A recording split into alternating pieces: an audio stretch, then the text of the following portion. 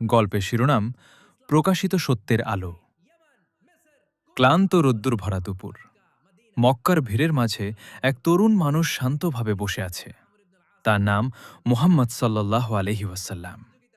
তিনি প্রায় গহীর গুহায় যেতেন ধ্যান করতে। একদিন জিব্রাইল ফেরেশতা তার সামনে হাজির হলেন এবং বললেন, পাঠ কর।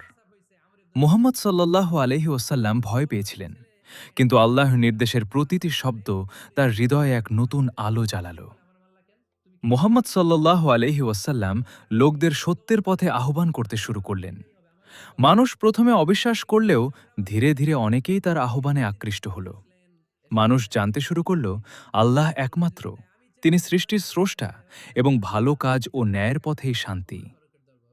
কিছু মানুষ প্রতিবাদ করল, কিন্তু মুহাম্মদ সাল্লাল্লাহু আলাইহি ওয়াসাল্লাম ধৈর্য ধরলেন।